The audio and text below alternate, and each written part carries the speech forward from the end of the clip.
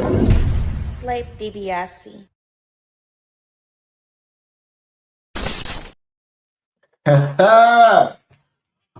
What's up, y'all? Good morning, good afternoon, good evening, and good night, depending on whenever you digest this content, whether it be religiously or in passing. I just want to say thank you. This is another live episode of the Offenders. That's not a word. Offenders Initiative podcast here on We the People TV. I am your illustrious host, Slave DiBiase, aka Tony Spark. Y'all here with your boy. We're here for another 420 session. Y'all see the caption. Season 3, Episode 5, Book 4 Force. Yo, this was the best episode of the season yet. Tell me if it wasn't. Not only that, got a new pack. I got a little something that I'm gonna try out here from JK Distro. If y'all can see it, damn. Tropicana Gelato. Tropicana Gelato. Y'all see that 33.78? Y'all see them terpenes, them cannabinoids? We about to get into this shit. Fuck is you talking about, nigga? And of course, you know, like, I don't know, like, so kind of towards the end of this year, y'all, I've really been on the campaign of the joint don't lie. You know what I'm talking about? The joint don't lie. Meaning, before I go and smoke any sort of tree that I might get, I always roll it up in a paper first. You know what I'm saying? Just so we can see if it's, as they say, like that. You know what I'm saying? So what we'll do is we're gonna roll up a little something while we're in the midst of having a talk about the new episode that just dropped. We got to talk about it. Tell me in the comments right now what you're smoking on. Thank you everybody for pulling up. Tell me what you're smoking on, man. And right now, we're going to get into reacting to some content by those good folks from MovieBot. Hold on. Let's get us right here. And in the midst of me, in the midst of this whole situation, I will be telling y'all what we got rocking here. Hold up, before y'all do that, hold on. I need to let y'all see this nug or what this shit look like, man. Salute to JK Distro, man. Y'all see that? Y'all see that? Can y'all see that? Can y'all see that? I just want niggas to really see what's going on with that. Yeah, there we go. There we go. I got y'all now. Bam. Y'all see that? Beautiful, right? We're gonna get into it. As a matter of fact, I need to do some research real quick. JK Distro. Before I even do all of that.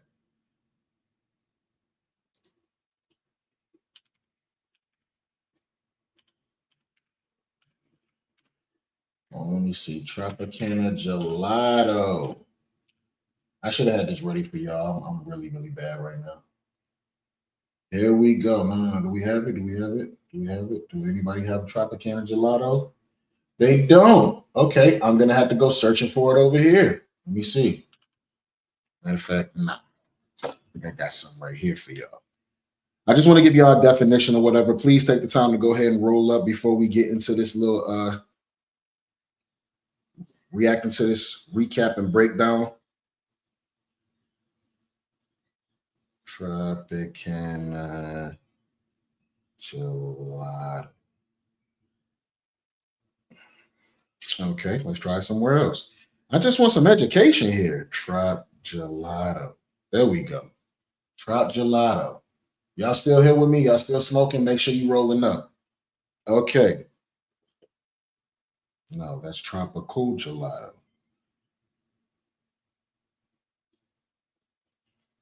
Tropicana Gelato.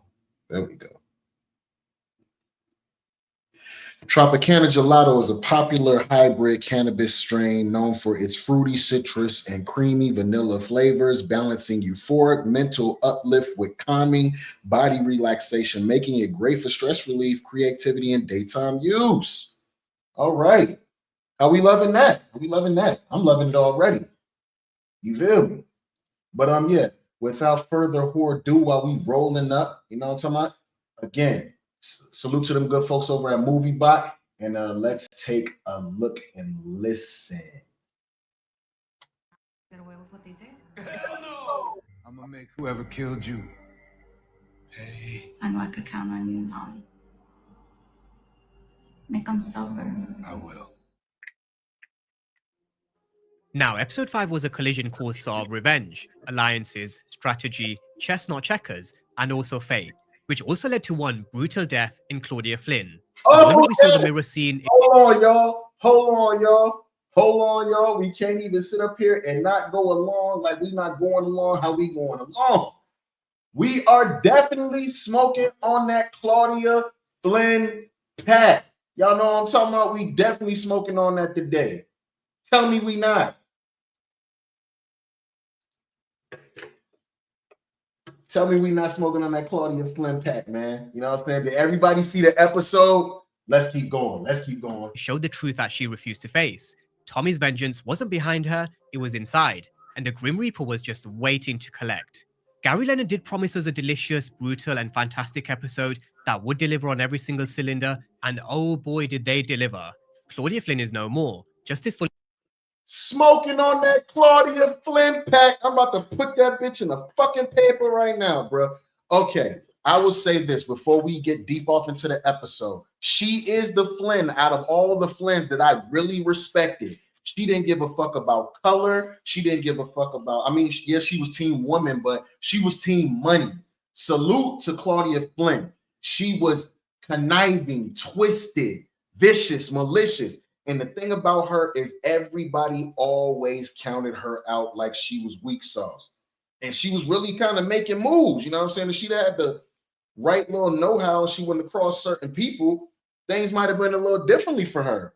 She should have died in season 1. Tommy should have got her up out of there as soon as, you know what I'm saying, he found out what he found out about Liliana. But I digress or whatever. They need to keep the story going. We're going to go and keep the party going, you know?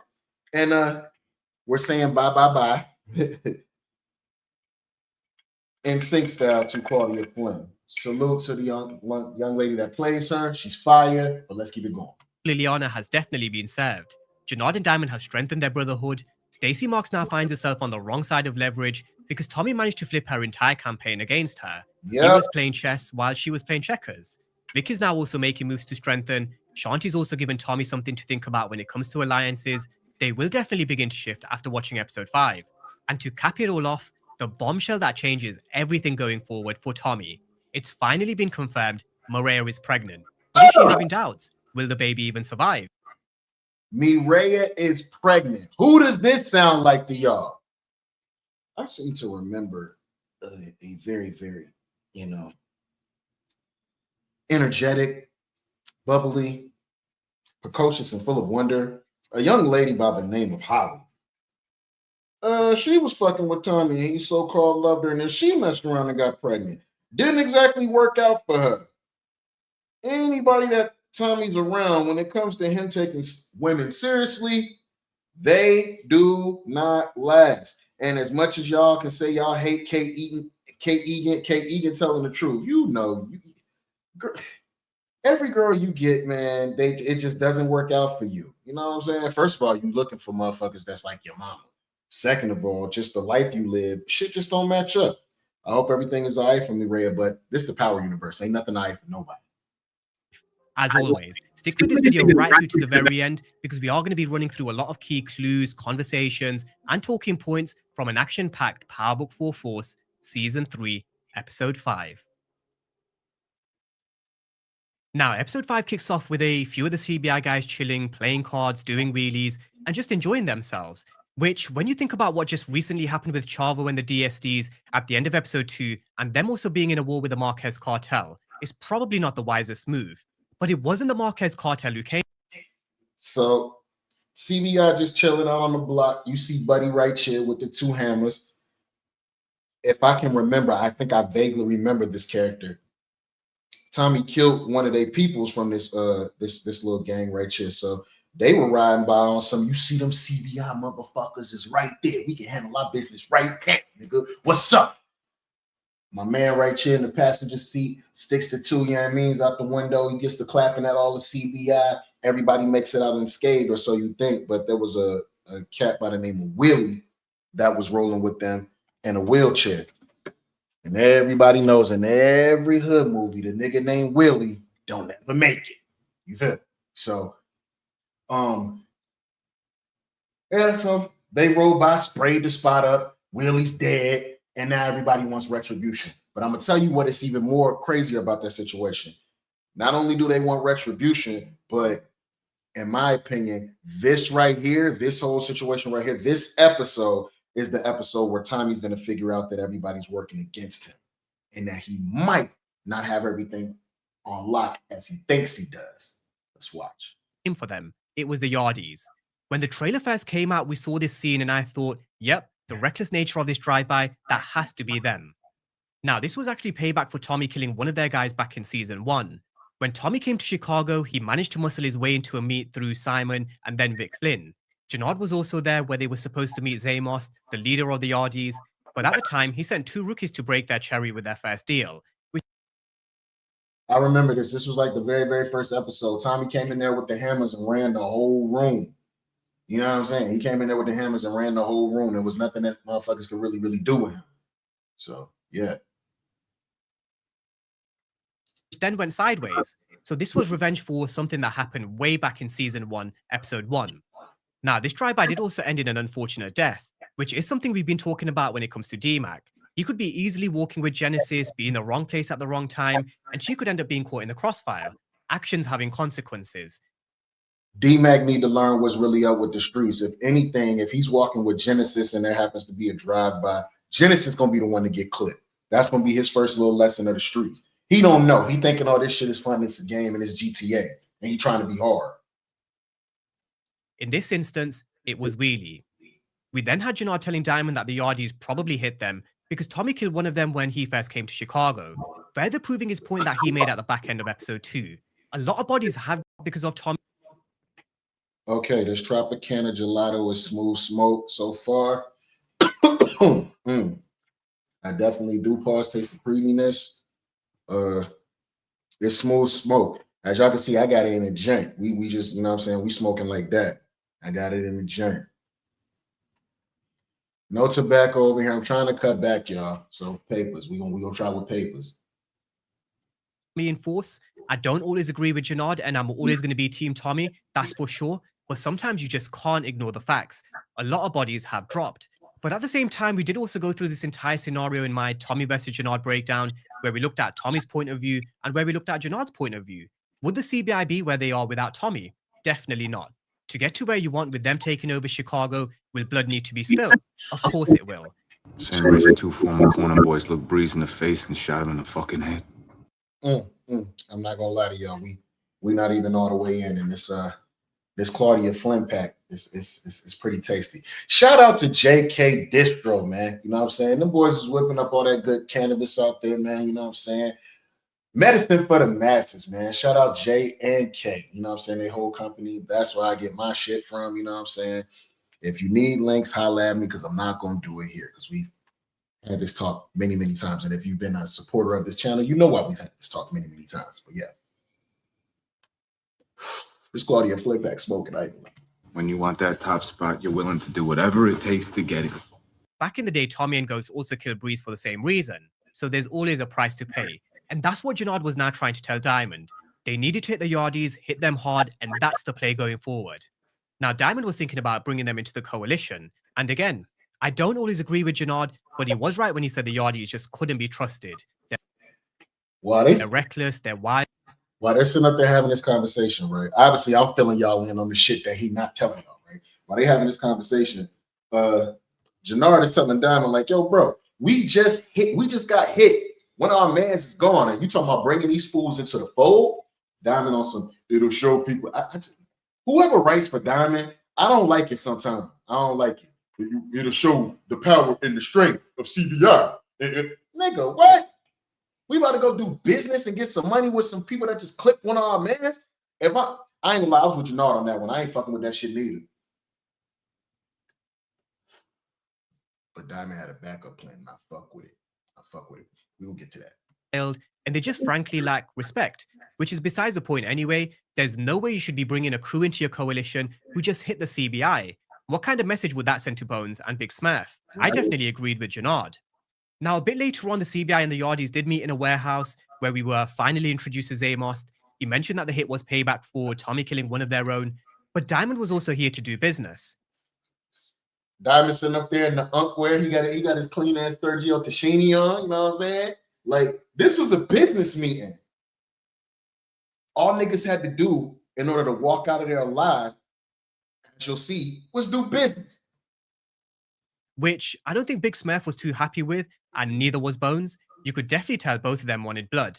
Bones was in the background, pacing up and down. He was just itching to pull the trigger. You also saw Big Smurf's reaction to the total lack of respect and racism from the Yard. Okay, so the Yardies, right? The reason why Big Smurf looking over at Diamond right now is because Buddy from earlier that came by and sprayed the block and killed his homeboy Willie. He said in front of him, why they at the meet? Like, he's literally across from him, no more than maybe like 5-10 feet. He said, I told you, he said just like this, I told you these niggas was bitch made. It's 2025 leading into 2026. I don't want no more Spanish niggas calling me a nigga no more. So I feel already disrespected. And you just killed one of my mans. And we up here goddamn doing business with y'all. We ain't laid y'all out yet. Instead, we trying to give y'all money. I'm not with none of this shit if I'm Big Smurf. You know what I'm saying? But again, cooler heads prevail. Diamond had a plan. Let's watch. He was also trying to hold back. These guys are definitely not guys that you should be in business with. They're racist, they lack respect, they're wild, and they're also reckless. Now, I didn't even know he was going. Diamond did give. I didn't even know he was going to say the racist part. All I know is it's 2025 going into 2026. Spanish people, hey, I'm listening to y'all. I don't care if I offend you or not. Spanish people, Hispanic people, you cannot call me. I don't care what you call other black people. You cannot call me a nigga no more. After what y'all did at the election, you can't call me a nigga. You sure can't. They lost a chance because there was still also a price to pay. But when he gave the wrong answer, it was open season. Janard and Diamond had a backup plan, just in case the Yardies wouldn't play ball. We saw the bikers come in and unload hella gunfire on the Yardies. And there they go. The Yardies are now wiped off the map, with Diamond mentioning, hang them out to dry. Okay. So they're standing here, right? Diamond tells Zamos here, the leader, he's like, yo, we'll be all good. You know what I'm saying? We can do business. We can get money, yada, yada, yada. Everybody can live happily ever after and go get boob jobs in Miami. All you got to do is serve this motherfucker up right here. The racist. Yeah, serve him up. The man that called them a bitch made nigga right in their face. He said, serve him up and we'll be square. Zamos was on some, yo, I thought you said there was no price to us joining this coalition. Janard stepped up and said, motherfucker, we lied. Serve him up or it's going to get dark in here. Now, this is after everybody laid their guns down and they're now doing business. Everybody's guns are 5, 10, 15 feet away from them where they can't reach it on both sides.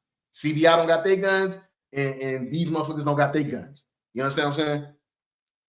So when they wouldn't serve Buddy up, Diamond said, wrong answer. You had somebody ride in front of them, came in the entrance on a motorcycle with a motorcycle helmet on. He had the ooh-wop. You see somebody come out the side door. They laid down the entire crew. Hey, yo, Diamond, whoever wrote for Diamond or whoever came up with that little move that since y'all don't want to get down with us and do what we say, we're just going to take the whole crew out. I'm with that. I'm with that. They did the exact same thing. They did the right thing that they were supposed to do.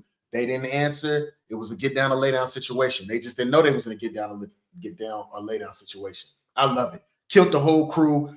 Diamond is now turning a little darker now. He's starting to be Dark Diamond on some, I don't need nobody. I don't need no motherfucking Tommy. I'm the head of CBI type shit. You about to see. Not guys that you should be in business with. They're racist, they lack respect, they're wild, and they're also reckless. Now, Diamond did give Zamos a chance because there was still also a price to pay, but when he gave the wrong answer, it was open season. Yep. Janard and Diamond had a backup plan, just in case the Yardies wouldn't play ball. We saw the bikers come in and unload hella gunfire on the Yardies.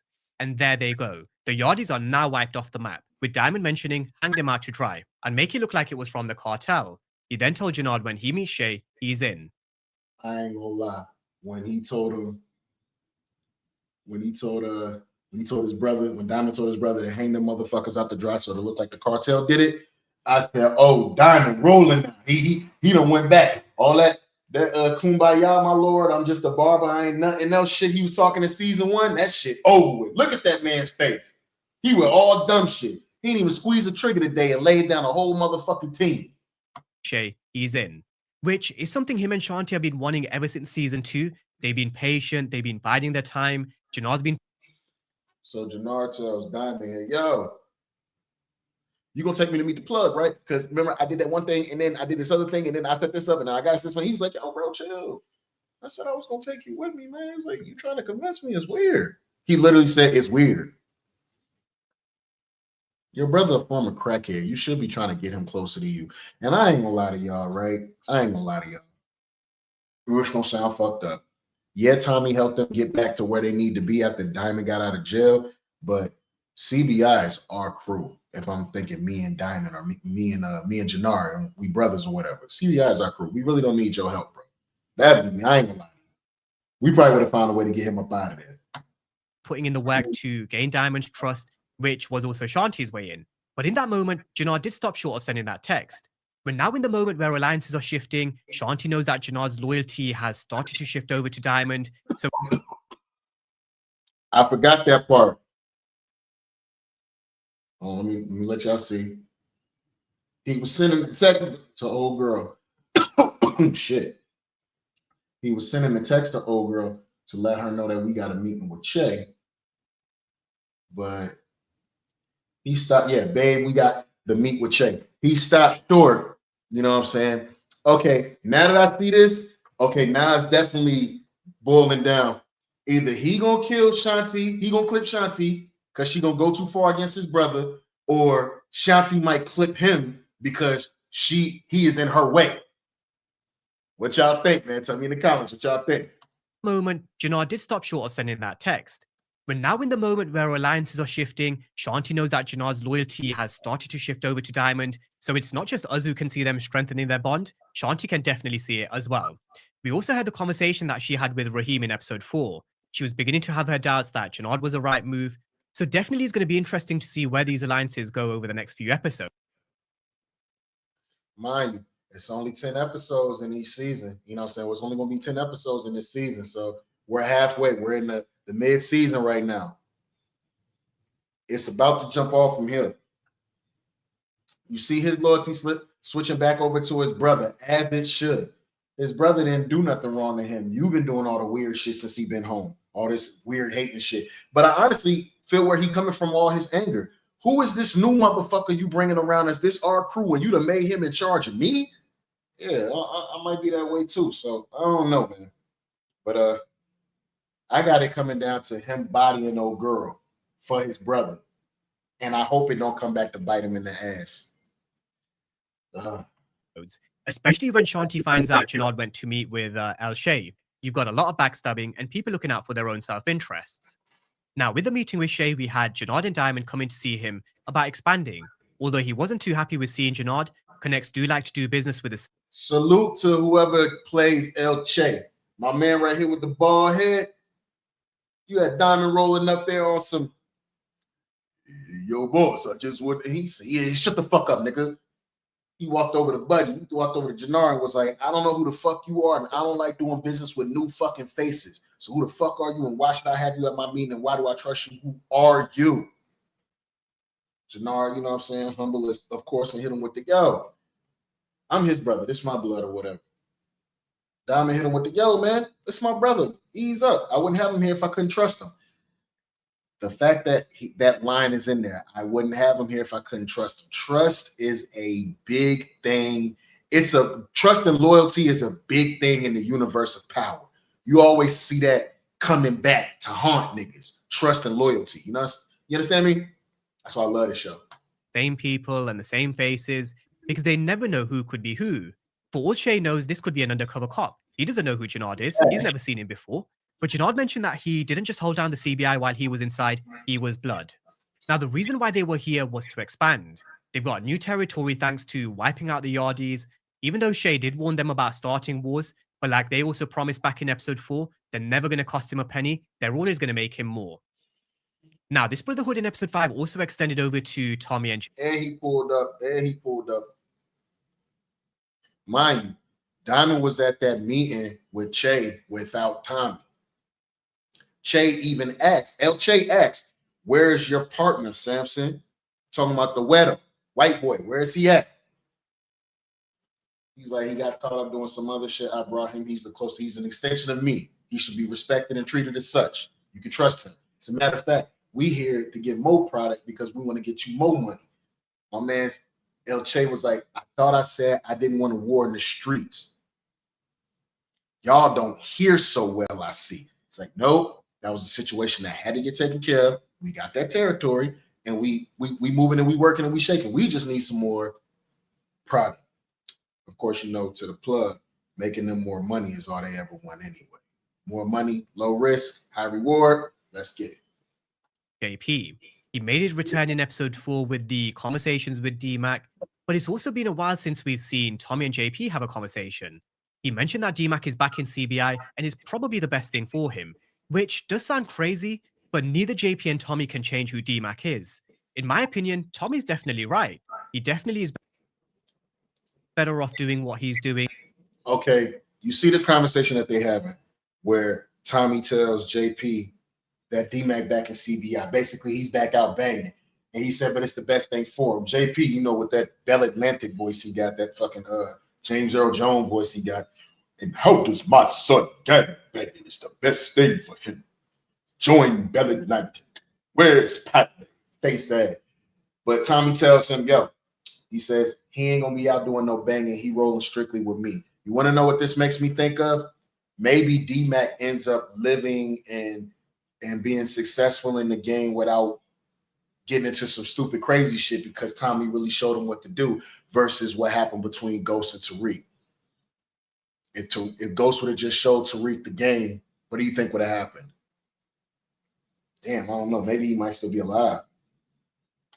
Under someone like Tommy. We're also going to be running through a lot of strategic moves from Tommy in this breakdown.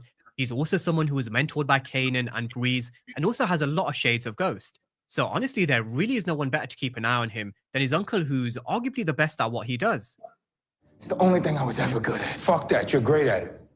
Now, JP and Tommy didn't exactly leave things in a good place towards the end of season 2.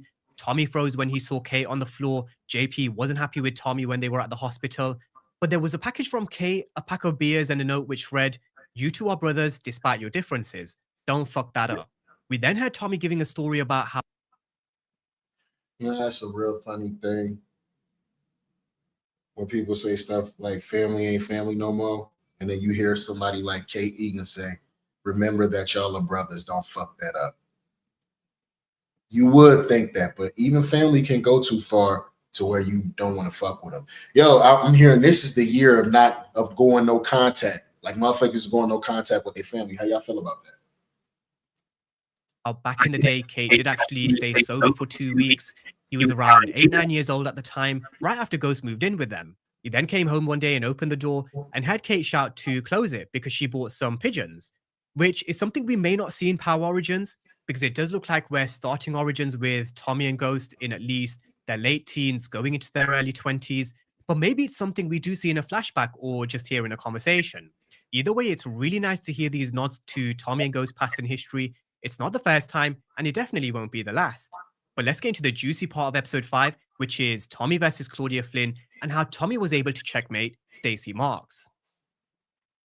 Now, with Claudia, we had Elise telling her that her plan to use herself as bait was crazy. And when Ortega finds out she's also testifying against the Marquez cartel, that's another problem entirely. But Bruh, this scene between these two motherfuckers right here just infuriated me. Two people who have no business doing what they doing about to do something together. The blind leading the fucking blind. Stupid. Elise says to her, look, you out of jail, sweetie. Why don't we just goddamn get on my parents' jet and go to Barbados or whatever country they can not extradite you from. Of course, old manly Claudia Flynn here was like, yo, I need to get the feds off my back. I got to serve Tommy up. I can't just roll out. I got to serve Tommy up first, and then we can go skip off into the sunset, and I can keep continuing to use you for your money for the rest of your life. Claudia really does think she's slick. When she believes that she's got protection, when she has muscle behind her, that's when she feels like she's unstoppable. That's the only time we've ever seen her step to Tommy. Whereas with Tommy, if shit needs to get done, if he needs to do it on his own, so be it. He's not afraid to be a lone wolf. Right. But this was the moment I knew when I said, yep, it's a wrap for Claudia Flynn. When she saw the Grim Reaper in her mirror standing behind, that should have been the moment where everybody should. Bruh, when she thought she saw Tommy behind her in that mirror and she turned around and he wasn't there, I said, oh yeah. If it ain't this episode, it's gonna be the next, because ain't no damn way. That's too close. If you feeling like that, you should have got the fuck on. Realized time was ticking. And the mirror shot in the world of power is something we've spoken about many times over the past few years. That mirror always shows the objective truth, who you really are. But when it shows something that's not there, that's when it becomes a window into the mind rather than the room. For example, when Ghost saw Angela, Claudia wasn't seeing Tommy because he was standing behind. She was seeing him because he was in her mind. Ghost back in Power Season 6 was seeing Angela because of guilt. Tommy was behind her, appearing kind of in a blind spot, which was telling Claudia, watch your back. It was also a warning that you're not going to get ahead of Tommy in episode 5, and he is also closer than you think. It was a really great scene because it gave us an insight into Claudia's psyche in that moment. Tommy could have got her when she got out last episode. She definitely has been a. He was down the street with a hoodie on. You're telling me. So you mean to tell me, with all the resources that Tommy Egan had, he could have got her last episode. He could have been across the street at another building with a sniper rifle and popped her in her fucking helmet. Oh, yeah, he prolonged. He played with his food on this one. It was good, though. Character that has shown a ruthless streak, ambition, and we know she can be ice cold when the moment calls for it. Tommy even mentioned that she was the baddest Flynn later on. But when they tapped into Claudia's psyche over here, it was a message that the war wasn't just in the streets, it was also in her mind, which she already lost. Controlling your mind in all aspects of life is everything. And with Tommy already being in Claudia's, tick-tock, time was ticking. Now, we all know why Tommy wanted Claudia dead, but he did tell Maria about Liliana. She got killed in the game just before they met, and it was finally time to make things right. We know what Liliana meant to Tommy. She was someone who showed him loyalty, had his back, never betrayed him, helped him when he came to Chicago. He definitely did love Liliana. Hey, you want to know something? You can say what you want. Liliana might be the most diehard motherfucker on this goddamn, in this whole entire show. Liliana was a real one. She was loyal. Still, rest in power to Liliana. You know what I'm talking about? And I'm glad Tommy got his motherfucking get back for her. He had his back, never betrayed him, helped him when he came to Chicago. He definitely did love Liliana. You could tell because he opened up to Liliana about having a brother in JP. Tommy would only ever do that with people that he trusts. He did also make a couple of promises back in season 2. He made the promise to Liliana, and he also made that promise to Claudia. When he then called Claudia, you could just hear it in the tone of his voice. He was a lot colder. He was a man on a mission. He knew what needed to be done, and nobody was going to stop him. He was plotting his next move. He was trying. He on the phone with her saying, calling her up. He'd have told me, Rhea, earlier in the episode, yo, I got a friend that I got to do something for. It's kind of something that needs to get done, and I can finally, like, you know, put my friend's spirit to rest because I'm about to go do what needs to be done. He calls Claudia up. She picks up the phone because her foolproof plan is if Tommy comes to me and tries to kill me, the feds are going to sweep in and they're going to take him in for attempted murder, and I'll just leave the country after that. That was her little plan. Oh, you thought you had a little plan, huh? Obviously, it didn't work out like that. He tells her, yo, I want to meet you at this parking lot at noon. And you know the game, even though I shouldn't have to say this to you. Come along. Trying to get Claudia out in the open. You got to be the dumbest ass in captivity if you really thought like Tommy was going to let you slide. Not the Terminator. On her own. But we know the deal that she made with Stacey Marks, and we know Claudia Flynn doesn't always roll on her own. We saw Claudia coming to see Tommy at the location they agreed on. Stacey Marks and law enforcement were also positioned. But I mean, come on. This is Tommy we're talking about. We've seen him do this before in Power. He's a seasoned criminal. He knows the only way Claudia would have ever got out from jail is if she made a deal with law enforcement. He also knew Claudia would never come on her own either. And he was also way too smart to be caught on a recording as well. He knew the feds were watching and also She around there, but you see down the way here, it's some feds in like a little box truck, an unmarked box truck. Tommy done been in the game too long to not recognize an unmarked box truck. You know what I'm saying? He might even have, you know what I'm saying, crept on a motherfucking unmarked box truck before. So he's like, nah, bitch, I see what's going on. He calls her over the phone and hits her with the yo. I thought I said come along. She was like, you thought I was really gonna let somebody just, you know, just let you come over here and I was gonna meet you without any help? What do you mean? He's like, nah. And then she started trying to talk some crazy shit, trying to get him to admit to that he's working with her selling drugs. Because you know the feds was listening over the phone. That box truck had Stacey Marks in it. He was like, man, I don't know what you're talking about, but you probably shouldn't be saying over the phone that you sell drugs. You never know who could be listening. Stacey Marks said it back in episode 3. How does Claudia Flynn expect to beat someone like Tommy who's been 3 moves ahead of her this entire time? Which was a theme across this entire episode. Tommy was 3 moves ahead of both Claudia and Stacey Marks. Hold up. Do we now feel like Tommy is the perfect, now that he's all polished in the game, been running shit on his own, he really like got his own crew and all of that. He done took over Chicago basically. Do we feel like Tommy is the best all mixed version of Ghost, Breeze, Kanan, and everybody that came before him? Do we feel like Tommy's the perfect mix of hustler now? Tommy was 3 moves ahead of both Claudia and Stacey Marks. He was playing chess while they were definitely playing checkers. Now, after the failed attempt on Tommy, she did turn to Vic. She wanted her brother's help and said they couldn't just let Tommy ruin everything that they built up north. By the way, the Tropicana Gelato is fire. It got me mellow. I'm very, very much so fried. I'm trying to refrain from rolling up another one. That shit is some fuego. Shout out to JK Distro. And we back at it.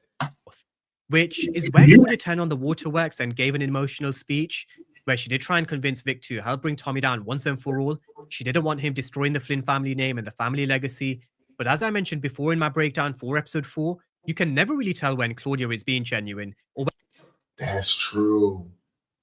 I honestly felt like when she was talking to her brother right here, like she really was trying to give him an out. Let's come together and take Tommy down together. We are family after all. But you can never tell with this girl, man. You can never tell with this girl. You can never really tell when Claudia is being genuine or when she's being manipulative. Who knows? She may have been genuine. But because you can't trust a snake like Claudia because of who she is and what she's done, you then start questioning everything. If someone's lied to you once, next time you're definitely going to be questioning whether they're telling the truth. Now, this is where Ray came in and said her sister looked familiar, which also gave Vic no choice but to come clean about him not really being Jason Booker. I wasn't expecting it to happen this.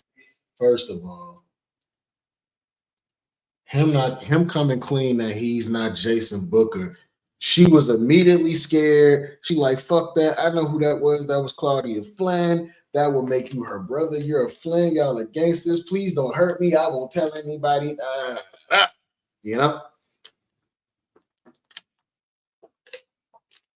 He over here telling her, but my love for you, it was real. My love for you was real. Please believe my love for you was real. Yo, Vic, you gonna get you and that girl killed. How many times have you had the chance to leave the fucking city and you just haven't done it? I don't get it. And then he links up with some other guys later in the episode on some, they're gonna come together to go against Tommy. So that's another crew that's about to be against him. You about to have all the CBI turn against Tommy.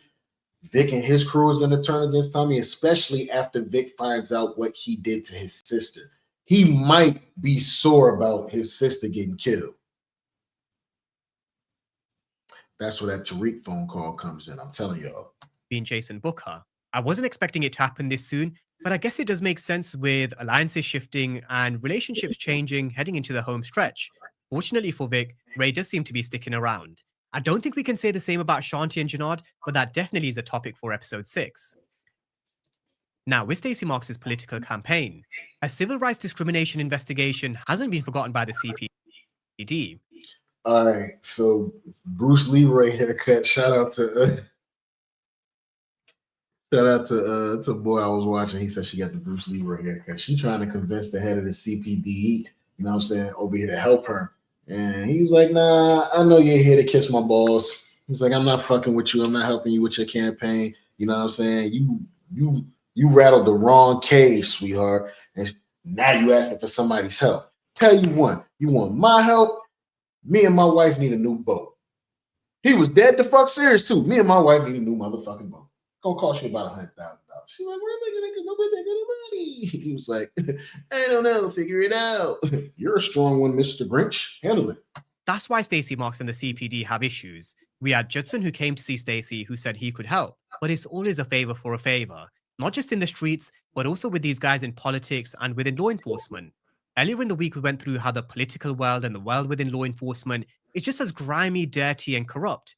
He wanted $100,000 for a new boat for him and his wife.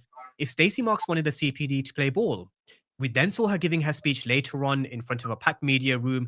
You want to know what they're going to do? They might sprinkle a little bit of this politics because they might be actually thinking about coming back and giving Rashad Tate his own series with that political side. Because you still, in the present day timeline, you still have the fact that, Michael Ealy smoked his brother. And what you see in all the corruption in the politics here in Chicago, that very well could lead back to a storyline in New York with Councilman Tate. Excuse me, he Governor Tate, something like that? No? Yeah. Where she mentioned that she was committed to bring down the city's crime rate, and she's glad to have the CPD on board, who in that moment turned their back.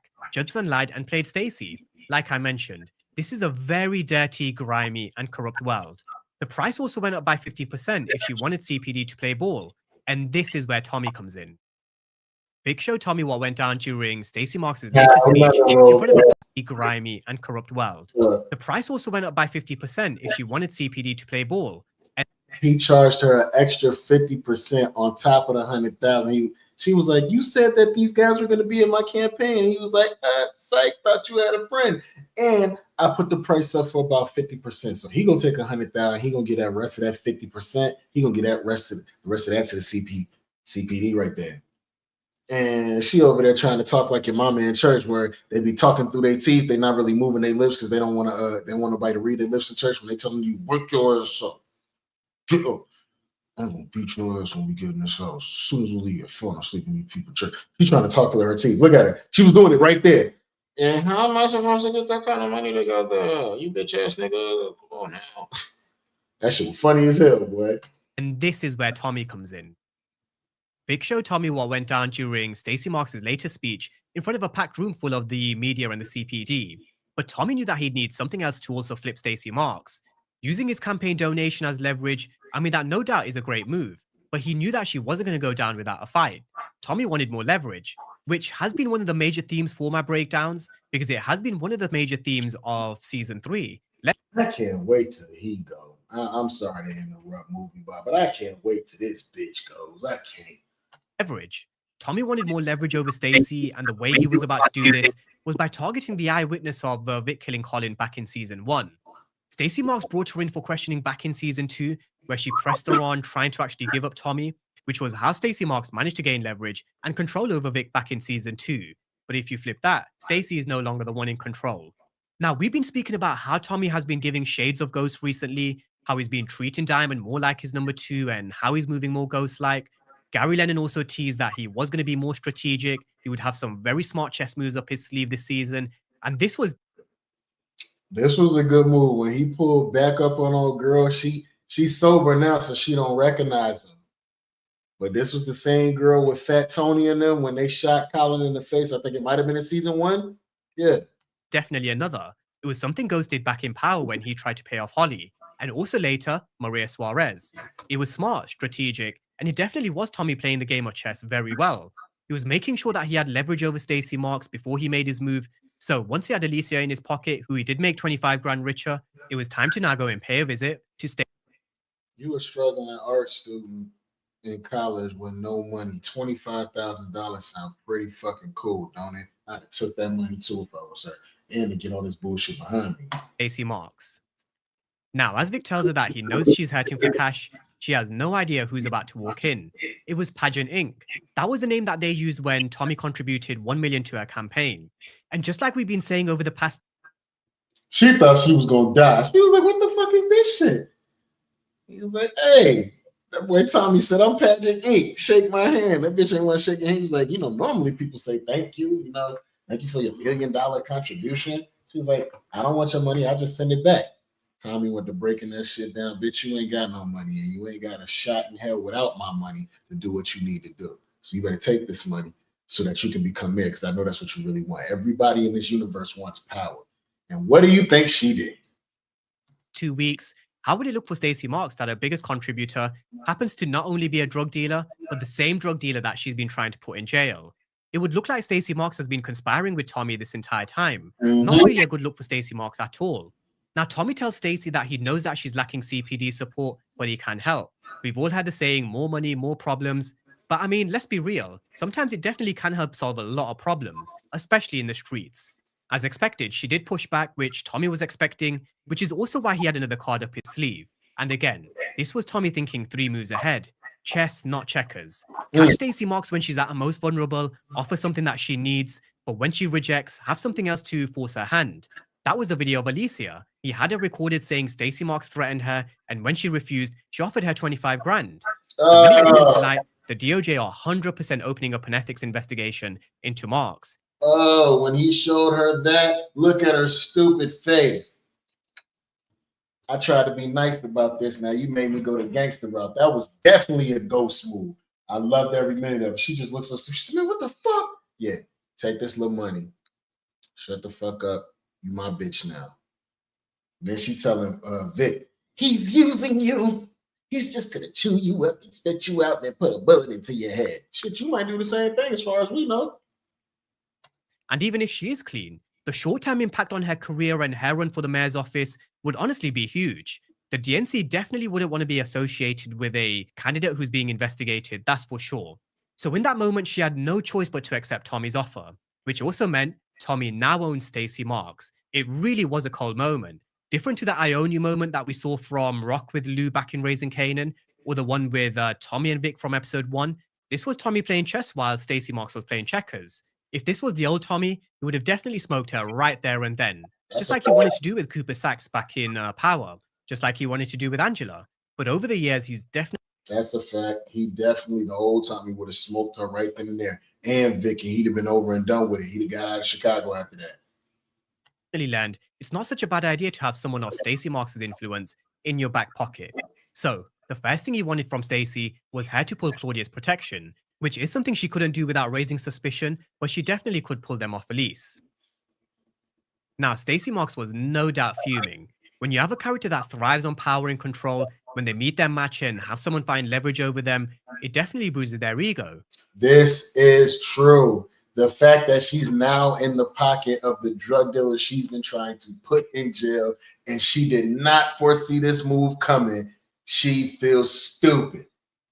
She has no choice but to play the game now. She's pissed. He got one up on her.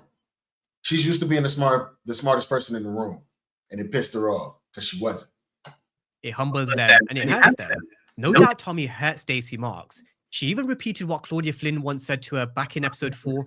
He took something that she can never get back. So her next move was to have... That would be her integrity. That's what Claudia asked her when she found out that she's helping Tommy. What did Tommy do to you? He took something from me that I can never get back. Her integrity. She is now a dirty cop. Claudia meet Tommy again, and she wouldn't bat an eyelid if Tommy wasn't the one who walked away. In other words, she was basically asking Claudia to kill Tommy. Yep. She also wouldn't have to testify against Ortega, and as mayor of Chicago, she'd let Claudia operate in Chicago with free reign. But there was also a catch. She had to serve up some criminals from time to time for Stacey Marks to parade in front of the press and the media. So again, just highlighting that area is a grimy, corrupt world. Now, her plan was to have Claudia draw him out and then help her get into Tommy's loft where she could get the jump. But what did we mention before? Especially when we broke down Claudia's side from... Those two women's idea was go into Tommy's loft and kill him there, as if he wouldn't already be waiting for her or expecting her to do just some stupid shit like that. Earlier on in this episode, Tommy is someone who has always been 3 moves ahead of both Stacey Marks and Claudia Flynn. He knew that he wouldn't be able to trust Claudia, so he went to the one person that he knew she would trust, Elise. Tommy told her that she's using her, she'll keep her around until she's got no use for her, just like she did with Mai back in season 1. She used Mai for Dahlia and then killed her with an ice pick. Tommy knows because he's the one who helped bury a couple of Claudia's kills. Yo, he damn sure did. He was like, he told her right there. He was telling her stupid ass right there. Don't trust that girl, French Bob. Don't trust that girl, French Bob. Last girl she was with, she put an ice pick in her back. Claudia would never hurt me or my French Bob. That's what she said. Elise would have also been the one who would have told Tommy about Claudia breaking into his apartment. Now, while this was happening, Vic was also making his own moves to strengthen. The Irish who Tommy pushed out for the Albanians said that they've got the numbers, which they can draft in from Milwaukee and New York. And as he felt as if he was beginning to strengthen, he actually did call Claudia. He left her a voicemail that he's made the moves to protect the Flynn legacy, but it was too late. She was already making her moves into Tommy's apartment, dressed in all black, acting like Lara Croft. Yeah, see, when he was on the phone right here, he had met up with some people from his old crew, and they were like, nah, word on the street is we loyal to you. All your dad's old crew that come from wherever we come from, we listening to you now. So now he on some, I got a way to take down Tommy.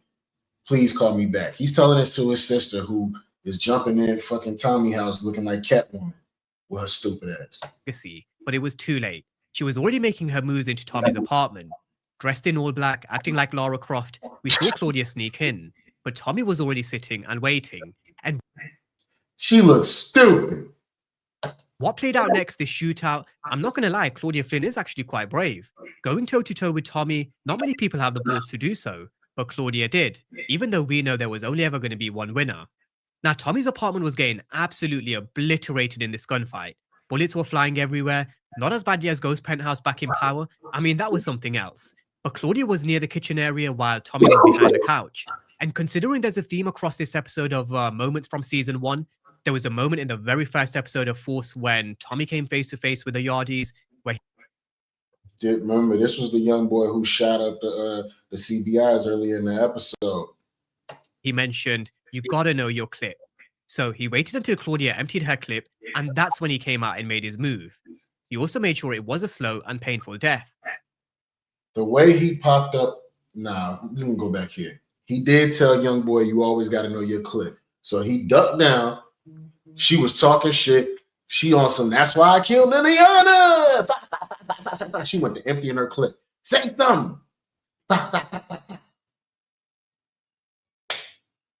There ain't that many bullets in the world. You already wasted 5 of them trying to shoot at me when you were around the island. She empties her clip, and then Tommy pops up all leisurely. Considering there's a theme across this episode of moments from season 1, there was a moment in the very first episode of Force when Tommy came face to face with the Yardies, where he mentioned, you gotta know your clip. So he waited until Claudia emptied her clip, and that's when he came out and made his move. He also made sure it was a slow and he caught her in the stomach. She couldn't believe it. She drops the gun. I want to say, because he knew his clip, he popped the clip out, put the clip back in, cocked the hammer back, bam, shot her again. Then he shot her in the neck. Painful death. One to the stomach, one to the shoulder, one to just graze her neck. But just before he pulled the final trigger, he did admit that she is the baddest Flynn. And he don't. We're gonna give Claudia that. She's way tougher and way smarter.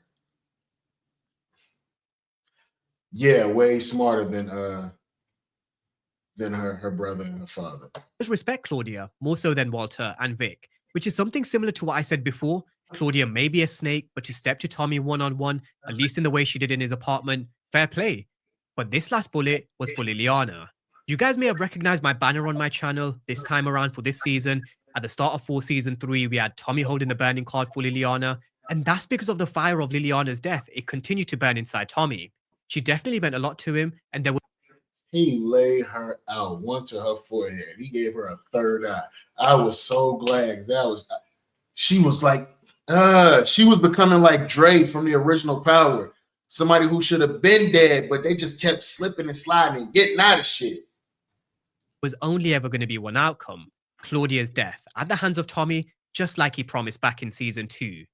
Now, he did also try and call Diamond. It went straight to voicemail. I think we all know what's going on there. Janard and Diamond strengthening their bond. So he rang Shanti instead.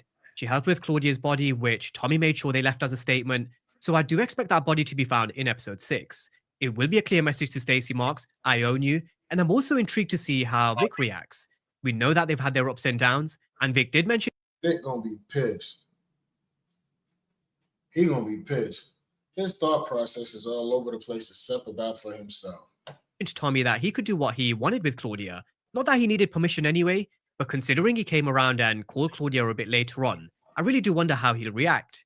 Now, coming back to Tommy and Shanti during this conversation, she did mention that Janard and Diamond did hit the Yardies back, as well as warning these brothers are looking out for themselves.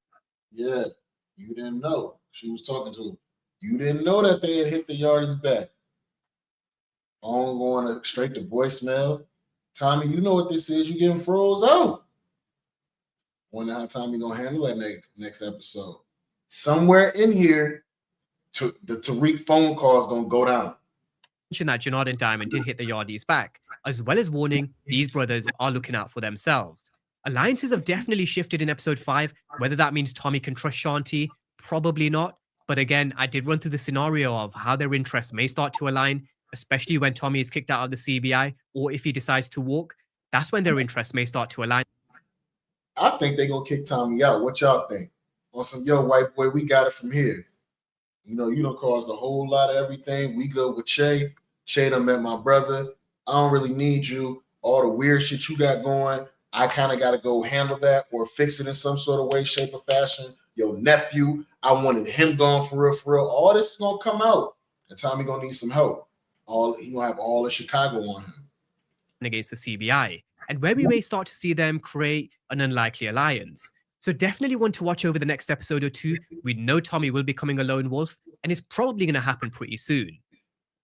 Now, Claudia's death was only one of many major moments and turning points in episode 5. Another was Maria being pregnant. There were definitely clues from previous episodes when she was eating ice cream, when she also mentioned that her stomach was churning. That was when Miguel came in with a cigar. We then had a colleague in this episode tell her that she may be on her period. When she was all of a sudden emotional, and you know, you've seen in the last 2 seasons, she's been around for some crazy shit. Now all of a sudden, like, what she started crying in there for that reason was that she saw a 5-year-old who was playing with the mother's boyfriend's gun and ended up shooting himself. Very, very sad situation, but she, you know, was brought to tears about it. No girl right here, her homegirl was like, yo, I've seen worse stuff. She was like, you might be on your period. And I said right there, oh, you missed it. Yeah, something ain't right. It's a fish in somebody's dream. Because she was feeling a little emotional. That's when she thought, shit, I better do a test. And lo and behold, Maria is pregnant. She was definitely excited. She texted Tommy straight away, bought a baby grow that had Barcelona, which was a trip that Maria and Tommy planned in season 2. But then she saw all the bullet holes around the apartment. She also saw the blood on the floor. And in that moment, she probably feared the worst. Who knows if it was Tommy's blood or someone else's? Now, when Tommy did come back, she mentioned that the big news was to do with her going for that big promotion.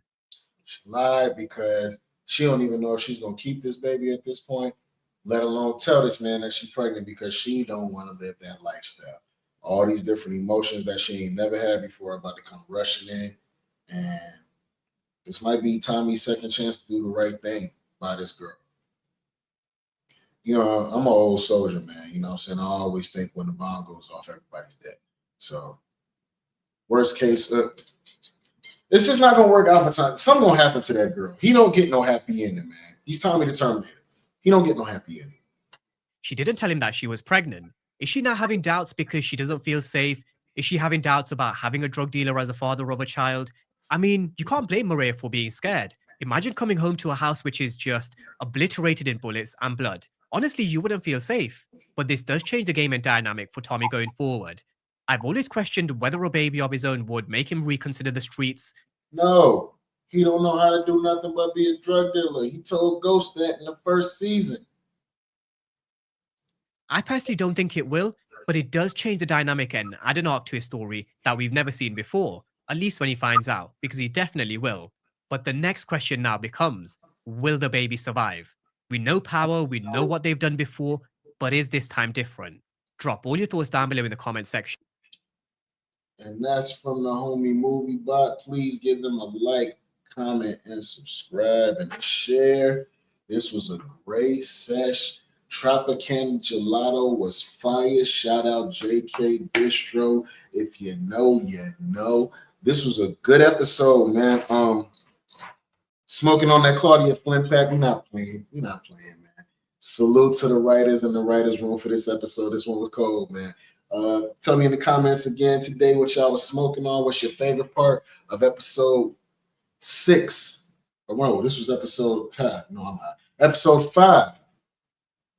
Whether you're gonna watch it tonight or you've already watched it at midnight, tell me what was your favorite part of the episode, man. It's your boy Slay PBIC, man. I'll check y'all out later.